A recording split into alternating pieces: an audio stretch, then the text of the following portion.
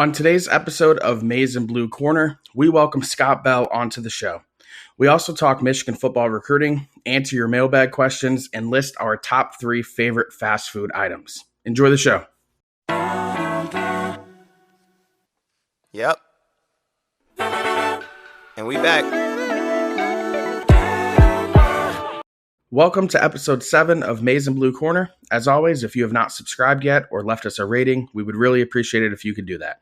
Whether you're listening on Apple, Spotify, or YouTube, give us a like and a rating and hit subscribe.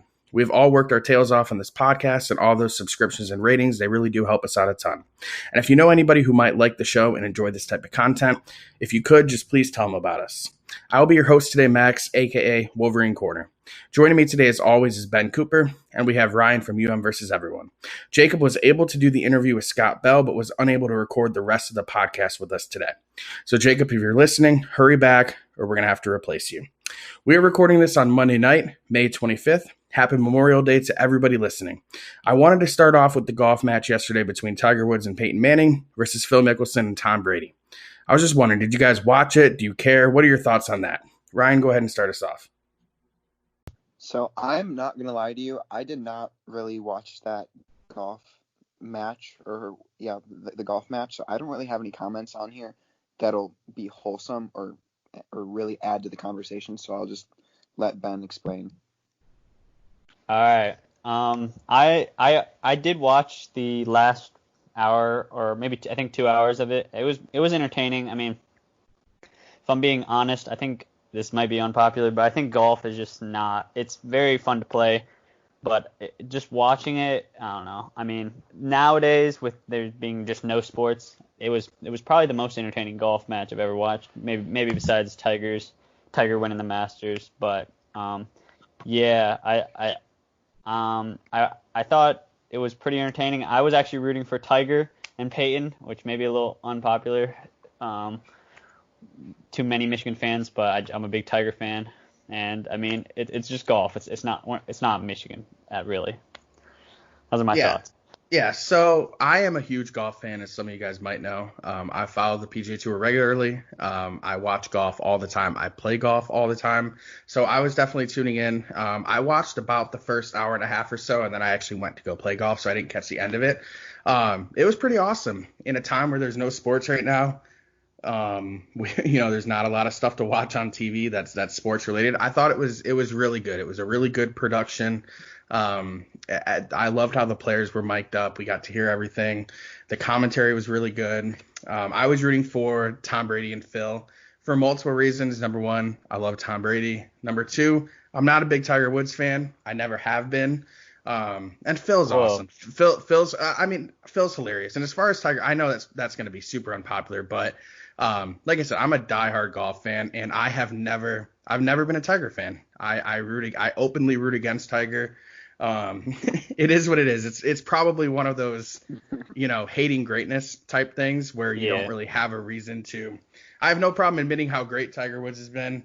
He changed the game of golf. He made the sport better. He continues to make the sport better, but I'm not a fan, and I typically don't root for him. But the Tom Brady shot that he holed out from the fairway, that was pretty cool. And then him ripping his pants. I don't know if you guys saw that. That was freaking hilarious. And I wish I caught that live. That would have been oh my God.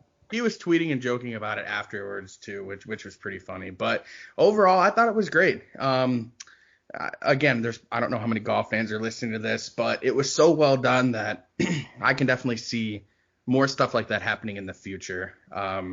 Maybe pay-per-view, maybe just special things on TNT like it was this time, but who knows? It was really fun. And if you're a diehard golf fan, I'm pretty sure that you were pretty pleased with how the whole production went. So, moving away from golf onto more Michigan's, related things.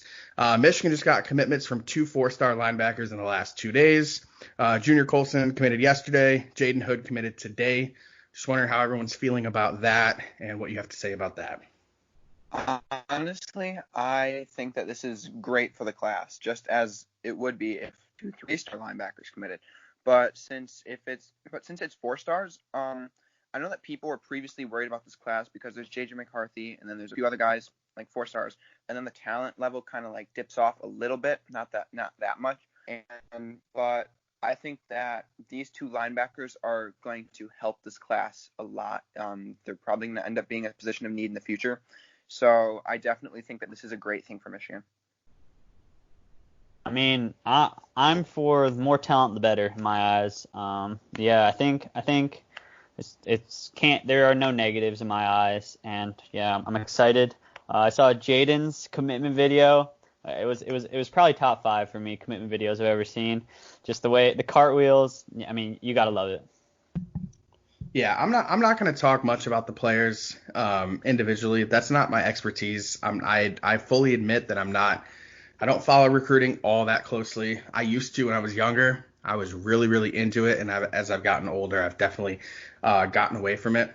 I'll just mention that for Don Brown, this is huge because this whole class, the offensive talent in this class has far outweighed the defensive talent in this class. Michigan, we've been kind of waiting for Michigan to make a couple defensive splashes in this class, and it was really nice to see Don Brown pick up a commitment from 2 of his top targets. So it was huge. And again, I'm not going to talk much about Colson or Hood because I don't have much to say about that. It's not like I've scouted them or anything. But I will say this. In the future of the podcast, we are going to have better recruiting coverage. We're going to do a weekly recruiting update where I'm going to have somebody on here where we're going to do a quick rundown of if anybody's committed, we'll talk about them. We'll talk about new offers, visits, who we're trending up for, stuff like that. I tweeted out something, I think it was yesterday, asking if there was anybody who just lives and breathes Michigan recruiting and if they would want to help out on the podcast with a weekly update. So look forward to that in the future. Definitely going to see an increased coverage in recruiting from us. So moving on there, we're just going to get right into this week's interview with Scott Bell. He's definitely a man that needs no introduction, and we really do appreciate him taking the time on Memorial Day to do this interview. So I really hope you guys enjoy it. All right. Well, today we have Scott Bell, very special guest, obviously. Many would possibly call him the king of Michigan Twitter. So thank you for coming on, Scott. Yeah, thanks y'all for having me. All right, I guess we'll just jump right into it. We got some more Michigan-related questions to start off for you. So for you, what would be your favorite game that you attended at Michigan Stadium in Chrysler?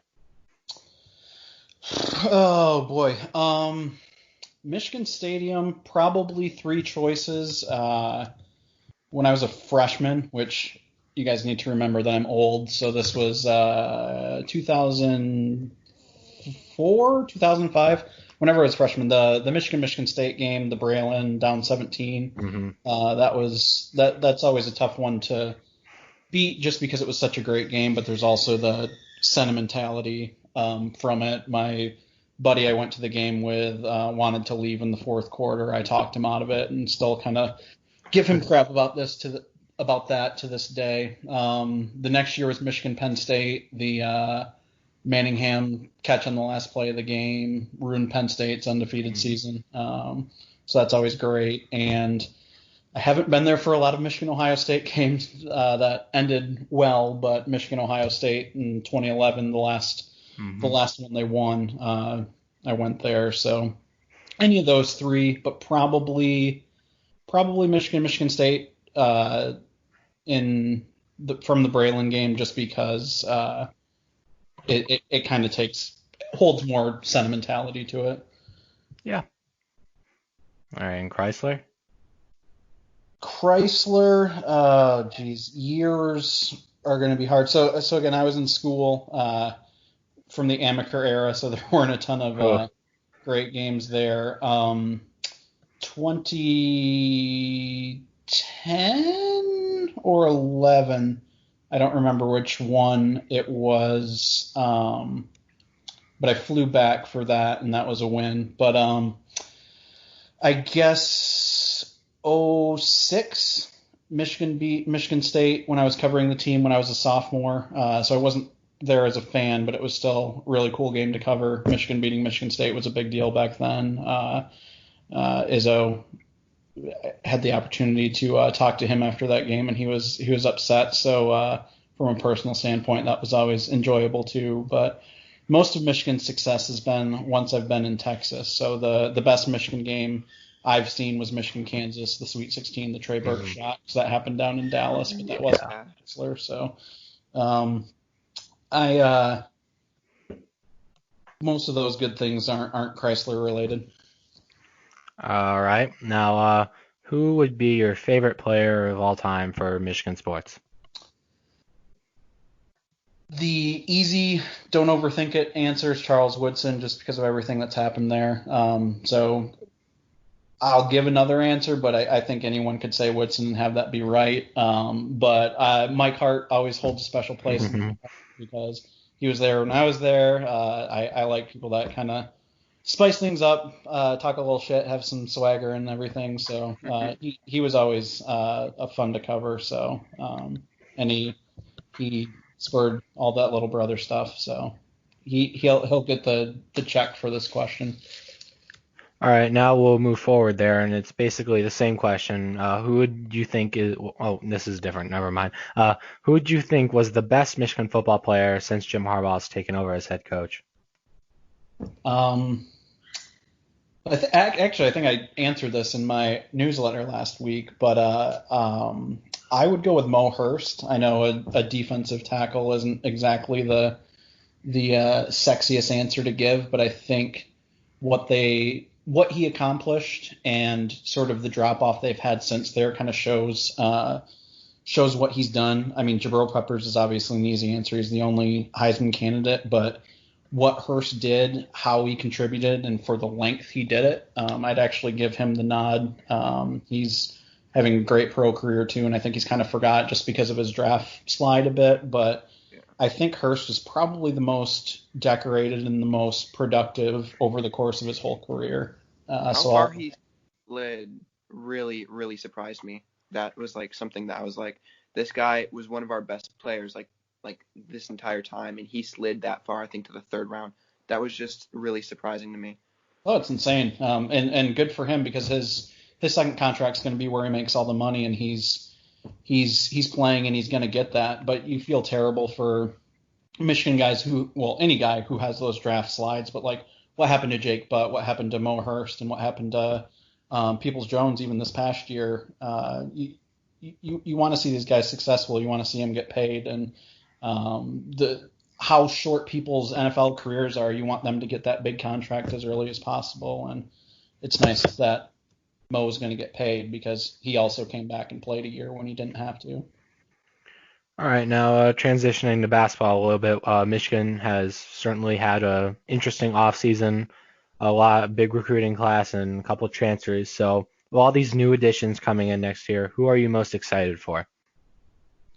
Yeah, there's a lot of ways you can go. I'd probably just go with Hunter Dickinson, who I know is a friend of the pod, but I think he's kind of overlooked just because everyone was always talking about Christopher and Todd. But if you look at Dickinson, I mean, he would have been, I think, the second highest recruit if you count him in during the Beeline era, give or take a spot. I might be off on that, but I think I've made some sort of chart on that. But the fact that there were these huge 5 stars coming in and Hunter Dickinson was quote unquote another guy is obviously not the case now. He's the most decorated guy coming in, but I don't think he necessarily has the hype surrounding him that he would have otherwise if there wasn't all this hoopla around Todd and Christopher, if that makes sense. But I think he's going to be great. I think it's going to be a position of need, and I think he's going to give kind of a Howard-friendly skill set to this team that people forget. Juwan Howard sort of took what he got out of the John Beilein era. He hasn't really got to recruit his type of guys in, and I think Dickinson's gonna fit in really well in Ann Arbor. All right. Well, again, back to football. Sorry for these switches, but how much longer do you think it will take for Michigan to beat Ohio State? Oh God. Well, no matter what I say, I'm sure Ohio State Twitter will be down my throat if it's not completely accurate. But it's tough because Ohio State keeps getting better. I think an upset's going to happen. They've happened on the other side of things. I mean, the Devin Gardner game where he's playing with a broken foot, they went for 2 there. That could have been an upset. Michigan's been very close when they weren't the better team, and obviously Ohio State during a lot of the Cooper era, some of the Lloyd teams, the higher ranked team didn't always win. So Michigan's due to be on the right side of an upset at some point, but it's hard to pinpoint a year where they're gonna. I mean, Michigan's not going to be the most talented team for a long time. I don't think this year is going to be it because it's at the Horseshoe. You got Justin Fields. Maybe the next year Fields could go pro, but Ohio State's got a lot of talent coming in and turning. I will say I feel comfortable that I don't think Ohio State wins 4 more consecutive, but to say, 2020 is the year, 2021 is the year, 2022 is the year, I'd basically be predicting an upset that single year. So I don't know which one it is, but I do feel comfortable saying by the time both of my kids are out of diapers, that'll happen. I just hope they potty train quickly. So would you say this recruiting class that is coming in next year will have a win against Ohio State at some point? I will be very surprised if this recruiting class doesn't pick up a win at some point against Ohio State. All right, that'll work. I'm just go ahead and mute my mentions right now. Well, when this releases, maybe they'll hear it. Well, Michigan, Ohio State, we don't even know for certain if it will be played because we heard Michigan's president talk about if Michigan football won't get played if all the students are on campus. So will Michigan football be played with this year? And if so, would it have fans? Yes, I think it will be. I think people are overblowing the interview with Michigan's president in the Wall Street Journal a little bit. Because if you look at what he says, what he's saying is sensible. I mean, if the standards for X are going to happen, well, then here's why. I think he's just talking from like a public perception. Hey, I'm the head of this university type thing. He's just kind of being a voice of reason, but I don't think the way he's looking at it is much different than any other Big Ten school.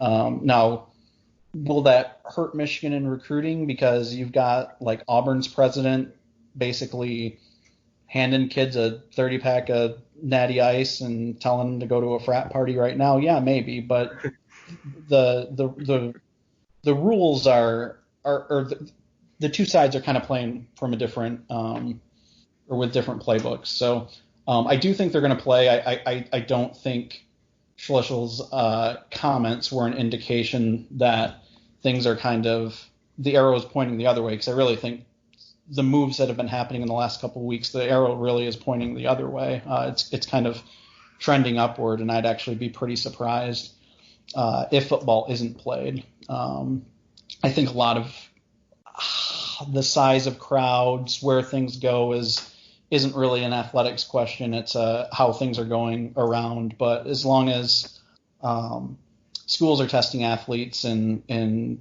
doing it at a pretty frequent pace and there's availability for these tests, I don't think it's going to be a lost season, because these schools and these conferences absolutely need football and the revenue it brings to stay alive. So I think there will be football. I think there will be fans in some capacity. I don't think we're going to see 100,000 in the big house every home Saturday this fall, but I do think it'll be somewhat recognizable college football. And I feel a lot better saying that than I would have said a month or 2 months ago. So obviously you have one of the biggest followings of all like Michigan fan related accounts. So I kind of want to know what it's like to be one of those accounts that like all the Michigan fans kind of like look at and say, I know that guy. It can be good and bad. It's cool to have to go to like a Michigan event or something and have someone recognize you or talk, or it's it's cool to have like that sense of community and fun, flattering in a sense or whatever. There can be some annoying parts. I think if like whenever you're dealing with, the larger a group gets, the more of a chance you have to catch a fair amount of morons in there. And whether it's people within the Michigan fan base or from rival fan bases, you're going to get some annoyingness too. I kind of I'm a lot less engaging in terms of like getting in back and forths with people and kind of just talking about anything in depth, because my mentions are kind of just a wasteland of terribleness a lot of the time. But I that's why I kind of launched my newsletter, and that's kind of I'm kind of looking at things in the sense of I can have serious conversations about football and like actually break things down and talk to relatively sane fans there, and Twitter is kind of just going to be a playground for have fun, like stupid little not serious banter, and that's kind of how I'm going to separate those things. So it's fun. It can be annoying, but I also know that I kind of brought a lot of that upon myself, so it is what it is. I think it's a net positive still. But yeah, I've seen a fair amount of people on Twitter get mad over your tweets, so I can bet that your mentions are can be pretty bad most of the time. One or two. Also, going off of that, what is your response to a bunch of Ohio State fans going after your graphic with like how Michigan has 6 of the top 10 best non-OSU recruits? Yeah, I mean, I feel like that example is probably the best, most indicative example of what I'm talking about, in the sense of I post this thing with perspective like this. The past 2-3 months I've been doing recruiting stuff and talking about how Ohio State has this opportunity to have like this transcendent class, like maybe the greatest recruiting class ever from a numbers statistical standpoint. I've written various things in newsletters about it. My State of the Michigan program thing was about how Michigan needs to what Michigan needs to focus on, because it's not necessarily, or it's not realistic to say, hey, just replicate Ohio State. So I'm trying to come from things from like a measured, realistic standpoint. So I did. I sent out this graphic of, hey, these are Ohio State's class is incredible, but these are the 10 best players in the East with Ohio State excluded, more or less to show, hey, Michigan has 6 of the top 10. Penn State only has 1 of the top 10. Maybe this Michigan recruiting class that everyone was freaking out about a couple months ago for being so bad is, hey, Michigan's pretty clear number 2 in the East. And I know Twitter isn't really necessarily the place for nuance and a 280 character burst or whatever, but it's like one Ohio State fan or writer, which sometimes they're the exact same thing, retweet something out, and then everyone, it's just like derp, derp, derp, and it's just a flood of whatever. So that's kind of the exact.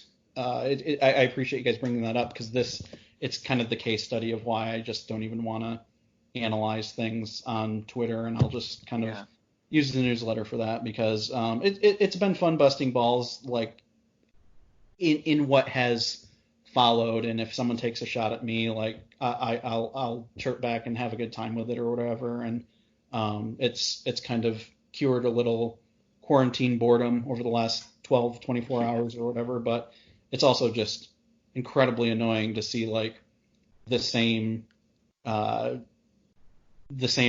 popping up on my mentions, but it's just a different person, but it's like Zach Smith fan 420 OSU, and like saying the same thing that this site said, and it's just a cult. Yeah. Sports Twitter and college Twitter is definitely a mixed bag. So I mean, indeed, it's interesting to say the least. Also, it's kind of on the same track, but do you like attempt to make Michigan State fans mad, or do they just get mad because you post something? Because I know that you're like very infamous in Michigan State Twitter everyone knows who you are, just like the Michigan fan base. But do you like say things to like try and like poke fun at them, or do they just simply get mad just because you're Scott Bell? Yeah, look, I'm not going to play the victim card here. Like, obviously, I'll agitate and like try and frame things in a way that's going to piss them off and like get a reaction and stuff. So, who am I to say, oh, this isn't fair that they're going after me because I said this thing, where obviously the end goal is to like get under their skin. So in that sense, yes, of course, I try to make them mad, and it's fun to watch. But at the same time, like I think I kind of have this reputation of being this complete savage who's like tearing people apart or whatever. And if you look at what I say, like I'll say things and I'll frame things in a way that like makes Michigan State people mad, but I'm not like taking personal shots at people and things like that. And in the last couple of months, like I said, I used to just kind of get in real back and forth with people, and I'll say, hey, Rutgers has a better recruiting average than Michigan State, which is A, hilarious, and B, true. But then if someone comes back and be like, yeah, well, you make like $6.50 an hour, and like I bet your kid's ugly or whatever, and I'm just like, okay, well, I'm just gonna block you. Like, I'm not like there are Ohio or Michigan State people and Ohio State people that I love bantering with, because they can like come back and like say something like I like to think that what I say is clever, and if what someone comes back at me with is clever, like that's fun, that's banter. But if someone's just gonna be like taking shots at me, or like, oh my God, did you know like your hairline's receding? And I'm like, yeah, because I have a mirror, like I know that. But like, what does it have to do with football? So I'm just kind of out of the personal shot game now. And I used to like even take that as a badge of honor. Like if someone's so mad at me that they're gonna like call my work, or like sign me up for like these email lists or whatever, like, okay, yeah, I really got under their skin, and like that's cool. But at the same time, now it's just like, it's a little annoying. So yes, I'm not innocent in this. Yes, I do think what I do is different than what they do, and I try to just keep it sports. But I don't think I'm a victim or a martyr in this or anything like that. Yeah, and I see that, because like I can see like definitely in your tweets how like you'll, exactly as you said, you'll frame it so it's like it's only sports, but it's meant to like try and get a reaction out of them. And I honestly find that hilarious. But I can just the fact that people get so mad over that to try and take personal shots, that's just amazing to me. And it's whatever. Like I have thick skin, and it is what it is. But it's like you can see where people like have issues with social media and Twitter these days, just because like for other people it's a lot to take, and for innocent people, like there are writers who aren't taking shots, aren't taking being adjective, and you look at like what these ESPN writers have to deal with every time they're reporting on a story about like sexual assault on a campus, where like they're not only not taking shots at people, they're trying to like make the world and like these universities a better place. And you have like Michigan State fans or Baylor fans or insert school Y fans going and just taking shots at these people because they're attacking like what their school does. And it's just like, it's ridiculous to me. And Michigan Twitter is not absolved of this either, because all this Anderson stuff that's happened at Michigan over the last couple of months, and Michigan's just as guilty as having a decent chunk of their fan base trying to kill the messenger too. And I think that's I don't know if we're allowed to swear on here, but I don't care for it. I'll just leave it at that. Yeah. And then it's kind of on the same page, but do you ever find any difficulty in balancing your personal and your professional Twitter pages? No, I think I'm kind of recalibrating both of them a little more. Like I'm toning, I think I'm probably toning this one down, not more out of necessity, but just like I've said, kind of I'm just a little less active on Twitter on my personal account, and then my work account. I'm trying to inject a little more personality in that because I think journalists can be a little boring and robotic and just kind of like pushing out links to stories. So I wanna have fun. I want people to know that like these people that write these things and make these things like are actual people too, and I want to engage with people. But I don't have an issue kind of keeping them separate because my job's important, my profession's important to me, and I'm going to be professional if I'm like I don't I'll recuse myself if there's any sort of conflict of interest or anything like that. But I it's one of the reasons I like working in Texas because I'm covering teams in charge of these coverage areas where I don't care if these teams win or lose. Like I still like Detroit pro teams. I don't have a skin in the game when it comes to colleges down here. So I just like kind of having those two things separated, and I don't think it's that hard to separate them. Yeah. And so moving a little bit away from Twitter and more towards like these non-serious pop culture type of questions. So we've gone top 3 movies in the past in a few of our past podcasts, but I want to ask you not top 3, just what's your favorite music or movie? Sorry. Favorite movie? I would say probably the most rewatchable movie or movie I've probably seen the most would probably be Step Brothers. I think it holds up fairly well. I guess if you go back to growing up, maybe Happy Gilmore would compete with that in terms of how many times I've seen it, how quotable it is. I am an old and washed individual now, so basically anything I've seen in the last 3 or 4 years is just a Disney movie because that's how we're basically parenting our children through quarantine, just having Netflix and Disney Plus raise them. So I'd say one of those. All right. Well, there was recently a tweet that went around Twitter a little bit. It was like about some random team that you liked for no reason. So I would like to ask you, what is a random collegiate team that you just like? There's no reason why you do. You just like them. It's kind of funny that answer was probably Texas Tech when I was growing up because I liked the air raid. I liked playing them in video games. And they've kind of become my in-state school here, but it's a little disqualified because I ended up marrying, like my wife went to Texas Tech, so I guess that sort of does have a reason now. I'd say probably a team out west because I love Pac-12 After Dark, and it's nice to root for stuff. Actually, I know exactly who it would be. I would say Arizona State because they've done me some favors the last couple of years. In terms of creating content by knocking out Michigan State, and I like their uniforms, and they check the Pac-12 After Dark box too. So give me Arizona State.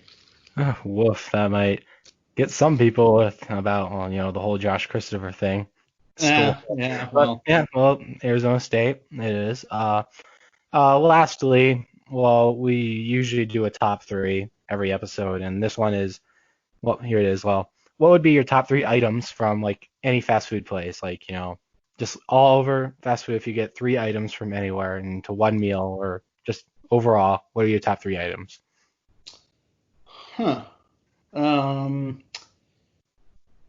Well, I did fast food rankings in a newsletter a couple months ago too, but that was more kind of overall. I think Chick-fil-A is king. They're here in our backyard, and there's one probably every 4 blocks. So something's got to be from there.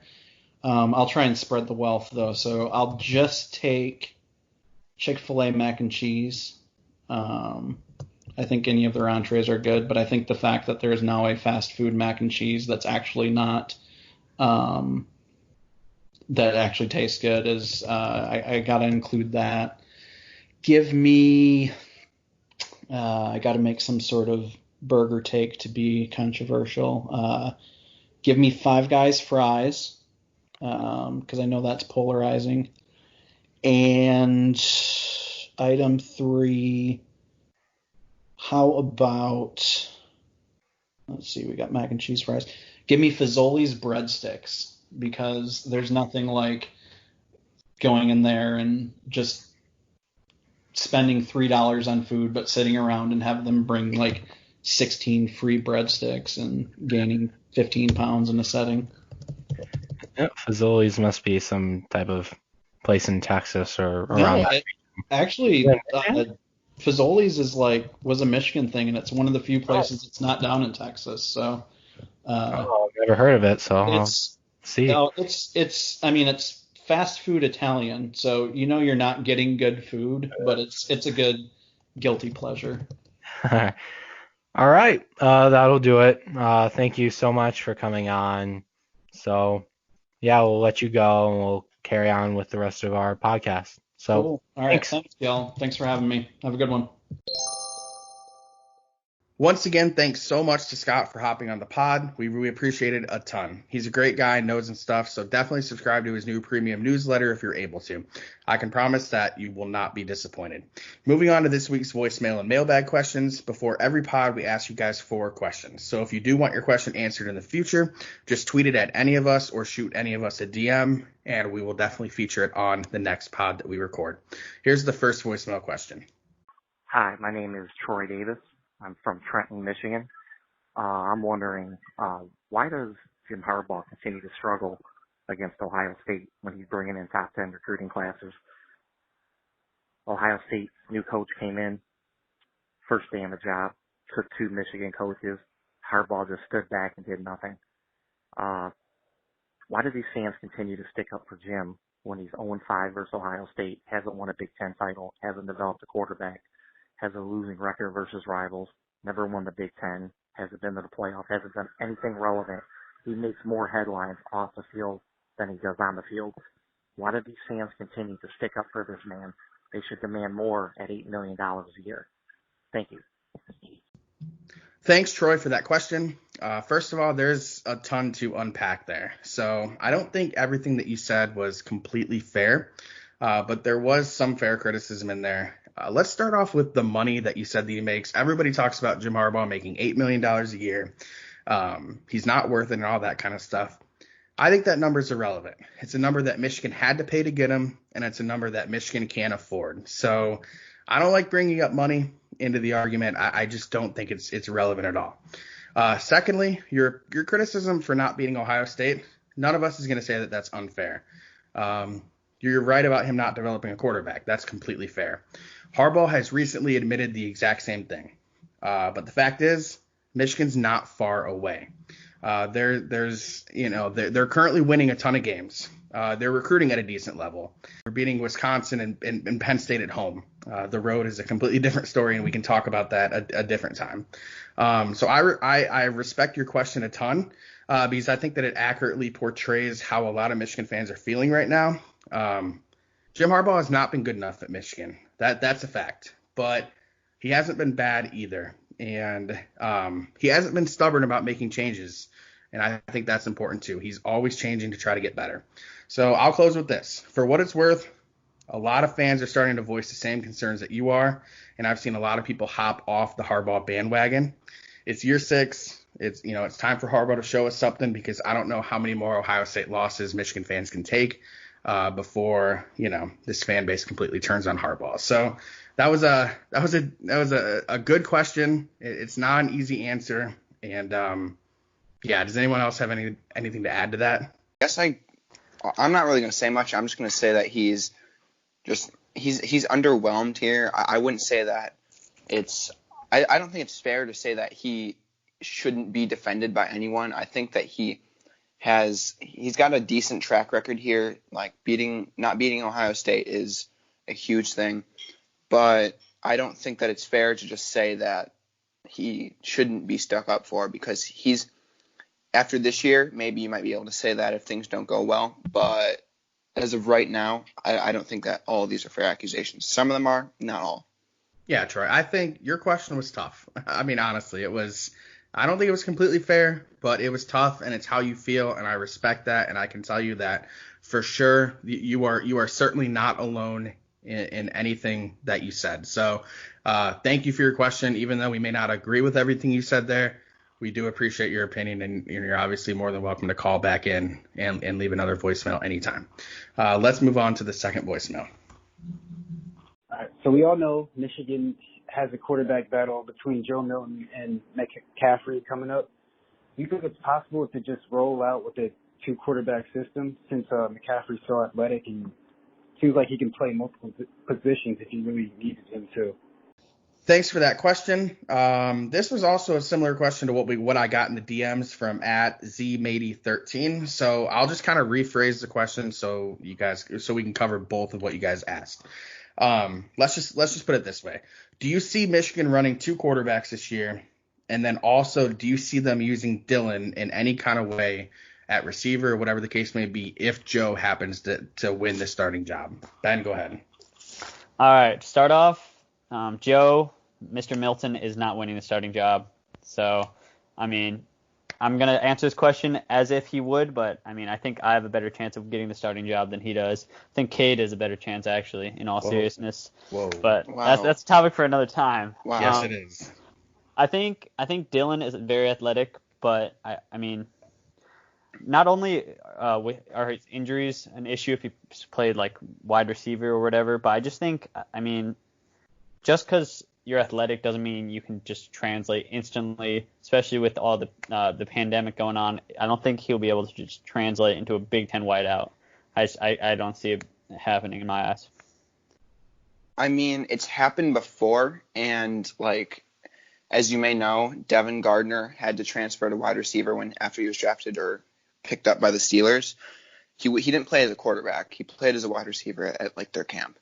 But the fact of the matter is that I think it's completely possible if Milton wins the job, or even if McCaffrey has the job as the starting quarterback, that we can see McCaffrey play at maybe a wide receiver type thing. Just kind of like Taysom Hill, or kind of like how I'm envisioning that the Eagles are going to end up using Jalen Hurts.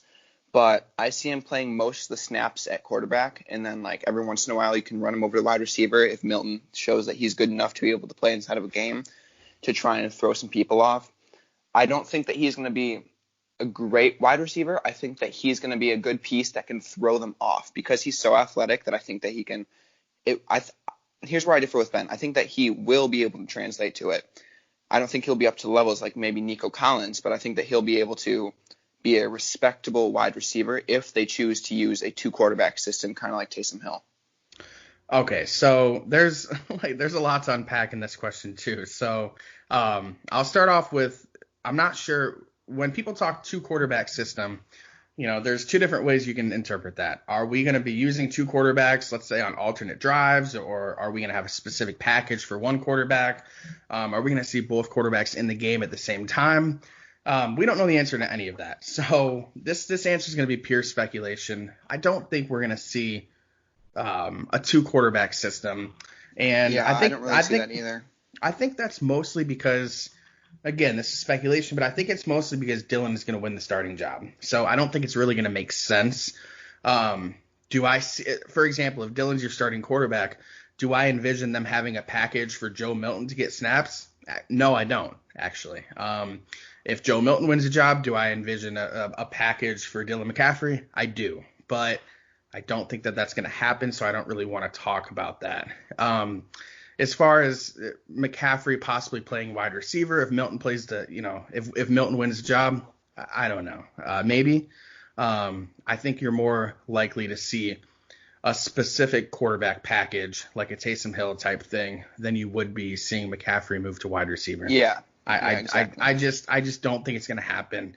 I don't think, and if McCaffrey wins the job, like I said before, I mean, where's Milton going to play at? There's no package that you're going to specifically throw Milton into that McCaffrey can't do probably better. So the whole thing is going to be, it's going to be interesting. Harbaugh and Gaddis' job are to play their best players. I get it. Obviously McCaffrey's a little bit more versatile, but I don't think you're going to see much of a two quarterback system. If I'm going to be completely honest with you, I think that it's possible that we could see Dylan McCaffrey play a wide receiver, like a slot receiver type thing, if Milton wins the starting job, or even if he comes in. I think it's possible. I don't think it's going to happen. This is Gaddis's offense, so we've only seen it for 1 year. I don't know if it's going to happen because we're used to seeing Harbaugh run this offense, so it's possible. I think it's possible. I don't know if it's going to happen, but in all seriousness, I think it's possible that Joe Milton, if he doesn't want to transfer, that for the year that Dylan McCaffrey is going to play starting quarterback, that he could play wide receiver. If you look at his size, he's got great size. That's not happening. I will say this: he's got great size. I understand. He's like 6'6". I just don't. I don't see him being quick enough. I mean, you're asking. Yes, he's a great athlete, but you're basically throwing a slower version of Nico Collins out there who's never played wide receiver before. So I don't think, and that's why I don't think it'll happen. But if he doesn't transfer, I think it's a non-zero chance. Yeah, I just again, this is one of those hypotheticals that Michigan fans just get their mind going, and there's no right answer. Is again back to what I was saying. If Milton wins the job, the way that they're going to get McCaffrey on the field, I just don't think it's going to be receiver. I think there's going to be a specific Wildcat, package, a McCaffrey, something where he's not going to be playing receiver. So we've talked enough about this. I don't know if we gave you the best answer there, but nobody knows. So let's definitely move on here. This question is a mailbag question. It came from @go_blue_13. That's Michael. He does all of our graphics. So, Michael, thank you for that question. He said, if you guys could team up with any pro athlete besides a professional golfer for a golf match, who would it be and why? I'm assuming this was inspired by the golf match yesterday. So, I'm assuming that's why he asked this. So, Ryan, what do you think about that? I don't know if any of you guys have ever heard of it, but there is a TV show out there right now called Holy Moly. It's basically like extreme mini golf. Oh, isn't that like Steph Curry? Yeah, so if you've ever watched it, you'll know that Steph Curry is the executive producer. He is a golfer, and I would take him mostly because basketball is like my favorite sport to watch, and he revolutionized the game. But not only that, but he's also good enough to where he could win us the golf match, despite how bad I am at golf. So I would definitely take Steph Curry. All right, that was actually a pretty good pick, but I'm awful at golf. I mean, I really enjoy it, but I'm not good at the sport. I don't play it enough to be that good. So I'm picking Aaron Donald because I know if I'm no matter who I'm playing with, firstly they're probably just gonna let me win realistically. If not, they're not talking trash, and if so, I mean, yeah, you know what's gonna happen if you talk trash to Aaron Donald. Okay, so my favorite athlete is actually a golfer. So when you said or when Michael asked, to not pick a golfer, that kind of sucked because my favorite athlete is a golfer. And Ryan, I did not talk to Ryan before this, but I actually had Steph Curry as my answer as well. He's my favorite basketball player, always has been, and he's a big time golfer. This guy's actually played in professional golf events before. They had him on it's called the Korn Ferry Tour. It's basically the AAA of the PGA Tour. He made a cut in a professional golf event. He beat several professional golfers who do it for a living. So he's extremely talented, and I just think it would be a blast. So Ryan, I guess great minds think alike, or horrible minds, whatever you want to say there. Moving on to our next mailbag question. This is from Ryan Krause. If you could go back in time and watch any Michigan sports moment live, what would it be and why? I'll take this one first. It wouldn't shock me if somebody else has this exact answer, but I thought long and hard about this, and I really wanted to pick something besides the Trey Burke shot against Kansas, but here we are. So I'm picking that one. I can't think of another moment that I would want to see live, at the arena. I know maybe Michigan's, national title back in '97, or maybe Michigan basketball during the Fab Five era was crazy. It'd be really cool to see one of those games. But if we're just talking about one moment, that's my favorite sports memory ever. Trey Burke is one of my favorite players for Michigan ever. So This was a pretty easy. As much as I didn't want to pick it just to pick a cliche answer, I picked it anyways because I think it would be that cool. So mine was actually, that was like my second pick because I remember that and it was just such a big moment. And if I wanted to see a moment, I wouldn't necessarily prefer a game. I'd want to see one moment. And if I had to pick one, it's either Jordan Poole's shot again or Trey Burke's shot again. And I think that both of those environments are crazy environments. And the reason why I didn't pick a football moment is because I just prefer basketball over football. That's just me. But I would definitely either go with Jordan Poole's shot or Trey Burke's shot against Kansas. All right. I was thinking about those two, obviously. I think those probably would be some of the fan favorites. We didn't discuss these, but I'm also going with another basketball one. I'm sorry for all of our football fans out there, but I'm going to have to go with Trey Burke's steal at home, Michigan State, Keith Appling. I mean, yep. It's an iconic moment, and I mean, just being at Chrysler during that would be amazing, and just seeing all the U of M fans just go crazy would be great. So I was at the Michigan-Ohio State game in 2013, so it was within, I believe within a couple months of that game. And to this day, I just remember the atmosphere in Chrysler in that Ohio State game was the best I've ever seen Chrysler, ever. And I've been to Chrysler 100 times. And that 2013 season was so special. So I remember what it was like against Ohio State when when Hardaway went off in the second half and then Burke, blocked Aaron Kraft to win the game and everything. So that I can't even imagine what it would have been like seeing that Burke and Appling steal with the dunk and everything. That would have been just I'm with you. That's a really good answer. So if you guys haven't been able to tell yet, we're obviously all big basketball fans.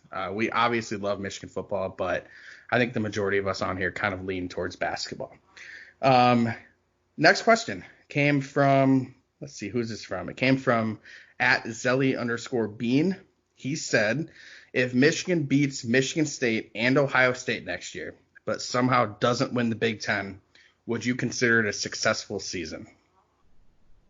So this is a question that I've heard a lot, but I don't think that there's any good answer to this. So I know that the fan base is completely divided on this. I've seen several polls that show that, and just in my opinion, I would say I would be disappointed, but I would say that the season is successful because I value the win over Ohio State and Michigan State. I value the wins of our rivals more than just winning the Big Ten. I don't know how we'd lose the Big Ten in that case if we beat like our biggest opponent, other than if we lose to Penn State. But we could lose the championship game as well to whoever comes out last. But in my opinions, because of what we've seen from Harbaugh and just being like 0 for, I think, 5 against Ohio State under him, I would say that would be successful. All right. I think this is a pretty easy question in my eyes. I think it's easily a very successful year. I mean, I would assume that if we're beating Michigan State and Ohio State and we not win the Big Ten, that we would lose in the Big Ten championship. That was just how I inferred the question. So, I mean, if we beat both of our rivals and we make it to the Big Ten championship, I mean, that's the best year so far in the Harbaugh era, and I don't even think it's that close. So that would easily be a successful season in my eyes. Yeah, so I agree with you guys. This was a good question. It was an easy question, but I think it was a really good question. I'm glad you asked it because it lets us kind of explain the value of the win over Ohio State. I agree. I think it would absolutely be a successful season. Now, of course, if they went, 6-6, would it be a successful season? Maybe not, but we're going to try to keep it realistic here. So, assuming they went 10-2 or 9-3 with a win over those two schools, I don't understand how anybody would say that that's not a successful season. That would mean a win in Columbus against Ohio State. Probably would spoil their playoff hopes. And if they didn't happen to get it done by winning a Big Ten championship, then so be it. You could probably say that they made it to Indy. You could finally say that Harbaugh, got over the hump against Ohio State. So, yeah, that's a successful season for sure. Honestly, I couldn't have said it better. Hey, thanks, Ryan. I appreciate that. So moving into our last question here. There's another mailbag from Brandon Carpenter. I had to throw this one in here, so I'll take this one. He asked me, "Is your phone adequately charged to make it through the day?" And I'll answer that. Of course it's not. No. Why would you expect otherwise? No. If anybody follows me on Twitter, you know that my phone hovers between 1% and 11% pretty much all hours of the day. I typically forget to charge it at night. I don't know why. You would think that would just be a habit that I can break. So I'll usually wake up in the morning and my phone will be at like 4%. And then just throughout the day, I'll just charge it just, intermediately here and there just to get me going for a couple hours. And no, of course my phone's not charged enough to make it through the day. So, Brandon, why would you even ask that? Yeah, come on, Brandon. Let's ask good questions here going forward. No, but what are you expecting at this point? Come on now. No, there's this. Every once in a while, I'll go back and I'll search Twitter for everybody that has tweeted at me to charge my phone, and I'll just retweet everybody. And we're up to like 45 different people now that have told me to charge my phone. So, I need to get better at it. It was actually one of my 2020 New Year's resolutions, which I have just epically failed at so far, which is okay because, most people do fail the New Year's resolutions. So, but you know what? It's not too late to change. So maybe I'll get better. That was our last question. We appreciate everyone who asked. We got a ton of questions in today when I put out that tweet. So if we didn't answer your question on this one, it'll probably be on the pod that'll be out Friday morning. So keep an eye out for that. We're gonna move on now to our top 3 of the list, or our top 3 of the week. This week it is top 3. Did you just yawn, Ben? No, it was a preparation for my list. It was. Is my voice boring you that bad that you have to yawn right now? I apologize. It's past my bedtime. Holy hell, man! Ryan, we're putting Ben to sleep right now. We're about to do our top 3 of the list. Ben's about to fall asleep on us. Bro. I think that's an automatic exclusion. They're sleeping on me. They've been sleeping on me with my list, so I just had to yawn on them. All right, so moving on to this week's top 3.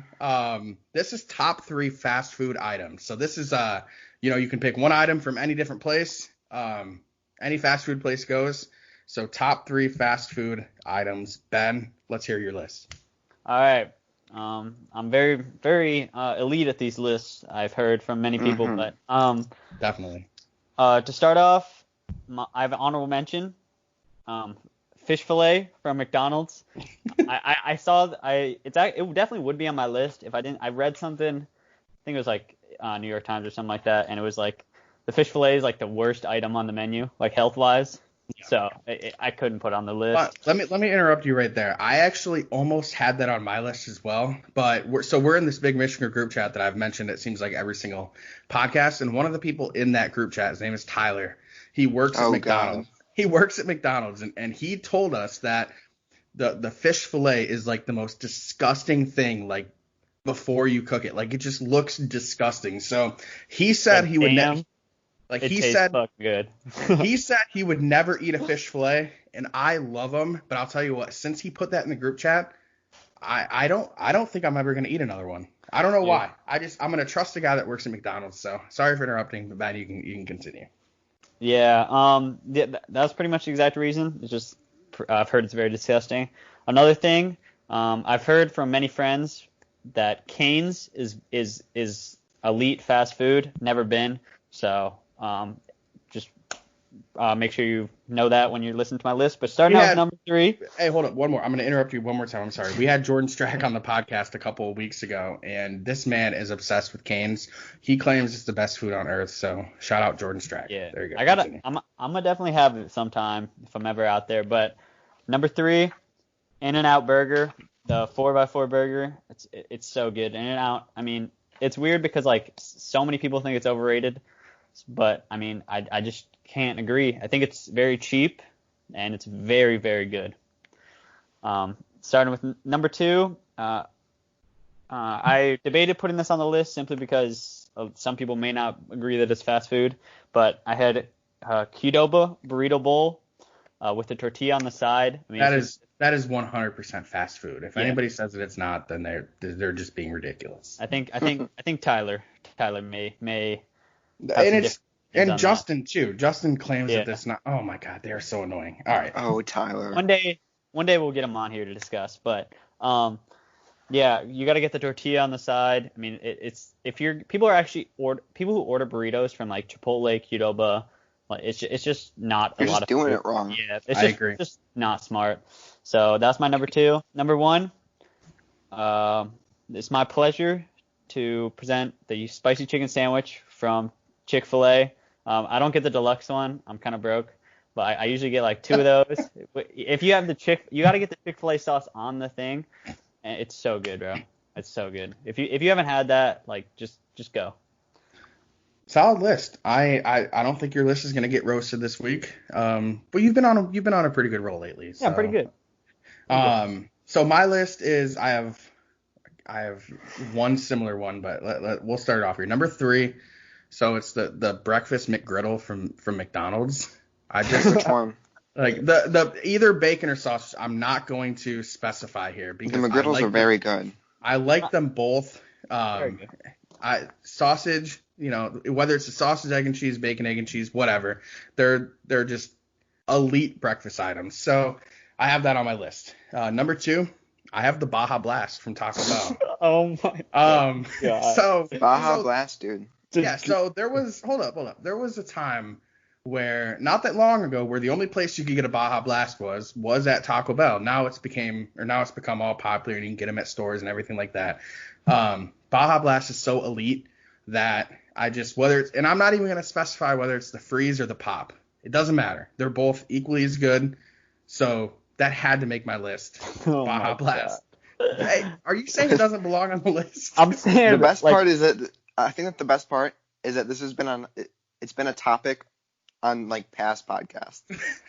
it's also like not food. Like imagine just like it's going to Taco top Bell. 3 items, fast food You're going items. to Taco Bell and the thing you're like most craving, you're like, yeah, I'm gonna get this fucking. I cannot I've tell you done how that many. before. I'm gonna I get this. cannot say tell I've you done how that many before. times I've pulled through Taco Bell, gotten 0 food, and just ordered a Baja Blast. Fucking, you're. I swear to God, it has been.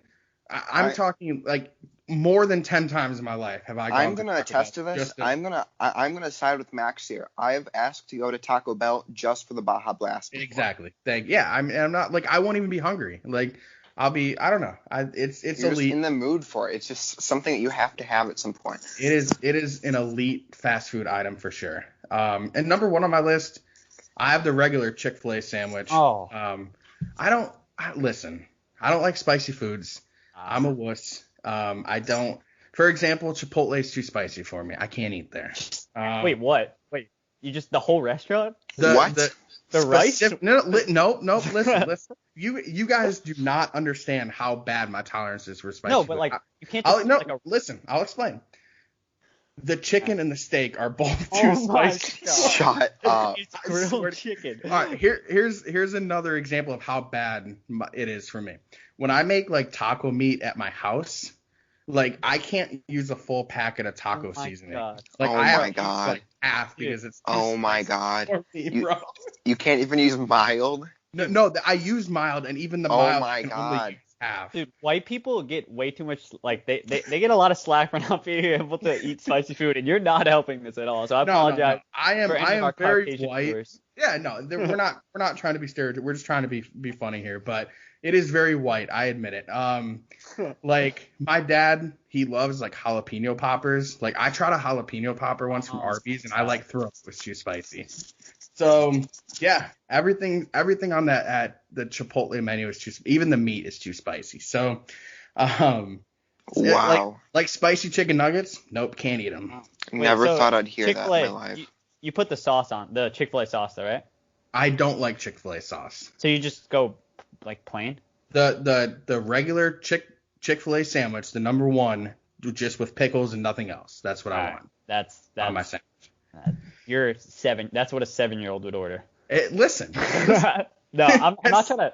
No, I get it. I will embrace the hate right now because it's ridiculous. I admit that it's ridiculous. So Yeah, that's my list. Sausage, egg, and cheese McGriddle or bacon, Baja Blast, and the original Chick-fil-A sandwich. Okay, so my list is kind of similar to both of them, but they're pretty different.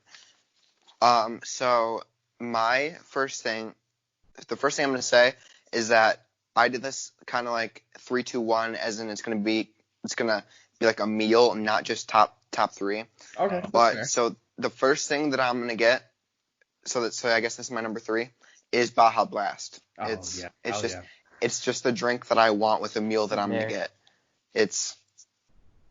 Like Max said, I've asked to go to Taco Bell just to get Baja Blast, not for food. I once DoorDashed a Baja Blast to my house. God, that shit would probably be like $20. It's good. It's good. It is very good, and when you're in the mood for it, you're in the mood for it. So the DoorDasher asked me, they're like, "Is this all you got?" I said, "Yep," and I tipped her, and I literally just got a Baja Blast. That was it. Do you get Baja Blast Zero or regular? So it depends on how much I'm worried about my health at the moment. I will say this: Baja Blast Zero smacks. So if you haven't tried Baja Blast Zero, try it because it's just as good as regular Baja Blast. That's scary.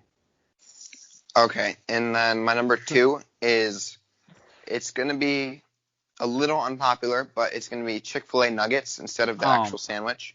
Grilled in my opinion, fried. In Okay, my good. opinion, I believe that Chick-fil-A nuggets with honey mustard is undefeated. That's my opinion. And that's what I'd want kind of like as a side. Yeah. And then my main course, my number 1, is a Five Guys burger with only mayonnaise. Wait, what? With mayonnaise and cheese. Bro. Just mayonnaise and cheese. I love it. Bro, Yes, I fucking I am- hate you guys. I am not one to make my meals complicated, I guess. No, that's I prefer it simple. And I would say So this too. I'm going to go with just the burger with cheese. I don't kind of really cheese? care what cheese. I don't really care. Give me any like cheese. American? It better not be American. It can, dude, I don't care what cheese it cheese is. is It can be fine on a Swiss, burger. it can be American, it can be cheddar, it can be Colby. I don't care. Just the burger and then just mayonnaise on it. The And I'll craziest eat thing that. about like that burger is like that's your number 1 fast food, and I don't think I'd eat that. Like I don't think if someone gave me that sound like I would add stuff to it. That sounds so disgusting. Here's what I'll say about that. Whenever I'm talking about just cheeseburger, like I don't want lettuce and tomato on my cheeseburger. Exactly. I don't like it. Like I like lettuce and I like tomatoes, but like not on my cheeseburger. Like I want cheese. Exactly. Like ketchup, possibly like mayo. It doesn't bother me. I'm not a big mayo guy, but like I don't want my burger just like, no, like that's not how a burger should be eaten in my opinion. Exactly. I'm cool with onions though, to be honest. Like if you want to throw a couple onions on my burger, that's fine. Dude. But I don't mind onion. It's just like I prefer my meals simple. And that's how I'm going to do it. Okay. I'll give Ryan some slack because he's a younger one, but you're an adult What? who That doesn't mean anything. who eats a plain Chick-fil-A sandwich with no Correct. sauce. Correct. And not even the deluxe. All right. I'm sorry, but that's disgraceful in my eyes. I like, you know what? I'm gonna go a little off topic here, but like I kind of eat how I dress. Like I dress really plain, and I like eat really plain. So I'm just a pretty casual plain guy. So is that like why, like, if I met you in person, so like if I'm ordering what you were ordering, I would probably throw up. So if I saw you in person, like, would I just throw up? If you met me in person, Ben, you would walk up to me. I'd be wearing like cargo shorts on and like a plain Carhartt t-shirt, like just with the pocket and the Carhartt symbol, and I would have probably like New Balance tennis shoes on, and then I would literally go to like Wendy's and I would order like a chicken sandwich with no lettuce, no tomato, and no mayo. Oh my god! Just like a bun and chicken while I'm wearing my plain Carhartt t-shirt, and we would hang out. Now, if you don't think that just a plain cheeseburger is enough, I do sometimes get the bacon one, but it just costs more. It just costs more, and it's worse for you. So I prefer to get the cheeseburger. But I have a hot take here, just because I've heard people talk about it in the group chat. An egg does not belong in your fucking cheeseburger. Like I'm sorry. Yes, I mean, yes, sir. You don't even think lettuce belongs on your cheeseburger, so I don't know Like, about your stop opinion. putting a fried egg on your A cheeseburger. fried That's egg? I ridiculous. completely agree Okay. with that. I'm gonna be real with you guys. We're talking fast food. Obviously, I'm not eating a fast food egg on a burger. But if we go, if you've been to Blimpie Burgers, if you're a real Ann Arboran. Well, whatever, yeah. That shit If you're hits so differently. If you're at Blimpie if you're not going to fast food, then I would definitely get other things on it. But if it's just fast food, I would like a lot of these cooks are getting paid like minimum wage or around it. So I would prefer just to have it simple. But if you're going to a place that like specializes it in like Blimpie or like Zingerman's, I'm gonna order something off their menu and I'm gonna eat that whole thing. I'm not gonna So back to ask the for everything the off stupid it. egg. Like, so I live right by an Applebee's, and I know Applebee's. Some people love Applebee's, some people hate Applebee's. That's not the point of this. But whenever I go with my friends to Applebee's, they will order the breakfast burger, which has an egg and hash browns and ketchup. And I don't understand. Like, that's not a To burger. me, that sounds disgusting. That Like, sounds- that's not. Like, I mean- no, that's. I mean, anything from Applebee's is pretty gross. I'm gonna be real. I fuck with Applebee's. Their boneless wings are slept on big time. I mean, Like, their boneless wings, those smack. bro, if you're ever in Michigan, like, I think if you're ever in Ann Arbor, I can just show you like good food. Like, it would just change. If I'm ever, it might ruin your life. First of all, I'm in Ann Arbor a ton. I live 45 minutes from Ann Arbor. All you got to do is just point them to Zingerman's, and then you're set. Dude, Zingerman's What the isn't hell top is Zingerman? five. Zingerman's Zingerman's not top is five, the bro. greatest food in Ann Arbor. Wait, which in one my are you talking? opinion. I'm talking The- about I'm talking about the sandwiches. Oh God, dude, you guys It's aren't so from good. here. You I guys get the- really aren't from I here. get the sandwich. I get the sandwich with like brioche, It's brioche good. bread, turkey, honey cup mustard, and just like cheese on it, and it's so good. It's so good. Yeah, Fun I'm gonna stick to my Applebee's.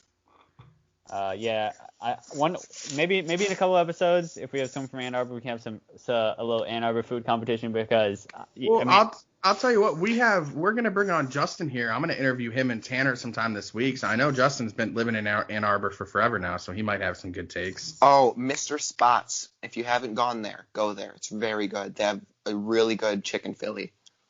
chicken Philly. They have a Philly and chicken Philly. Both of them are amazing. And I feel like Ben is roasting our food takes right now. I think Like, you guys are.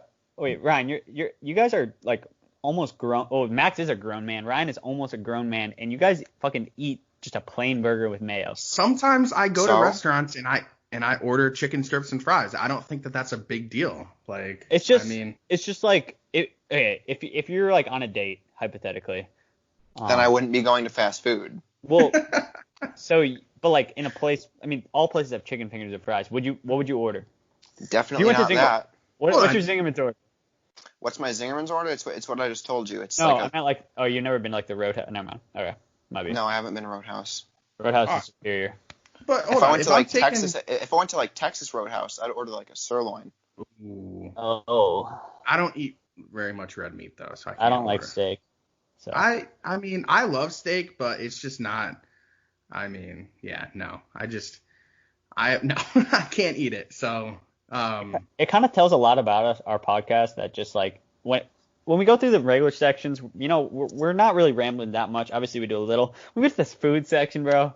We go crazy. well, it's what happens. It's what happens in the group chat a ton too. I'm telling you, one person brings up food, and I'll close my phone and I'll open back up, and there'll be 105 unread messages about food. I mean, I I'm like, love what? And I'm scrolling through all these messages. And I'm trying to get caught up, and it's like, oh, this food's trash. Oh, bro, this food smacks. And it's like 100 messages about food. I'm like, what the hell? We only have like 20 people in that group chat. Like, what are you guys? Come on now. So, food is a touchy subject for sure. I can tell you that much. Now, if there's one thing that we can all agree, it's that boneless wings are better than bone-in because you don't have to worry about eating the bone. Yes, that is facts. There's not enough difference in taste where the There's bone-in no wing. difference in taste. Yeah, I agree with that, but some people will swear that there is. But even if there was a difference in taste, the inconvenience and the messiness of eating a bone-in wing does not outweigh like eating just a simple Yeah. like Exactly. boneless wing. I would rather just be able to just Grab that just boy like, with the fork. yeah, Dip and that just boy take in a bite ranch, out of right? it. If you're- And it's not like- to mention, yeah. there's more meat with boneless wings. Exactly, Like you're getting more food. So I mean, I don't understand. What we can. There's nothing more annoying than the people who say traditional wings are better than bone. Like that is a hill that I will die on. That just order boneless wings. Yeah, exactly. Like there are people that it's one of those like things where like I don't know it's like a stereotype where if you order boneless wings, like that's childish. I'm like, what are you talking about? It's not. It's just I'd rather not have to eat around the bone. It's the same thing when like adults or people that are in college like won't watch Stranger Things because it stars a bunch of kids. They're like, that's a fucking kids that's show. Silly. I'm like, what are you? I'm like, have you ever like how that is not a kids show? So God, we are so off topic right now. Yeah. We are gonna wrap up this podcast because I mean we could go on for days about this. But there are some really good questions that we didn't get to that I'm gonna throw on on the podcast that we're gonna record Thursday. It'll be out Friday, so definitely look for that. And with that top 3 list that turned into a food tangent, we're gonna close out this we're gonna close out this podcast. As always, I'm going to throw out a couple shout outs here. Shout out Quentin, our editor. You're the man. Shout out Michael. 4K views. My man Quentin is viral. He is, man. He is viral. And he deserves it, too. Quentin's awesome. Yes, sir. Shout out to Michael for doing all of our graphics. You're the man. We appreciate you. Go follow him at go_blue_13. Shout out Scott Bell. As you guys heard, he gave a great interview, really, really detailed, thorough answers. So we really appreciate him taking the time to do that on his Memorial Day. He definitely didn't have to. And as always, I'm going to throw out a shout out to Lil Dicky because Lil Dicky deserves it. And if we're not shouting out Lil Dicky, who is? That's what I'm saying. So shout out Lil Dicky. I feel that. Yeah, Freaky Friday was a vibe in like 2 years ago, whenever it was. Bro, his Hulu show right now is Dave. I just love his name. It's just like so relatable in my eyes. It's a great name. I'm sure it's very relatable for you. Happy Memorial Day to everybody listening. I hope everyone's staying safe. I hope you guys are all enjoying the warmer weather. And as always, thank you guys for listening. Go Blue.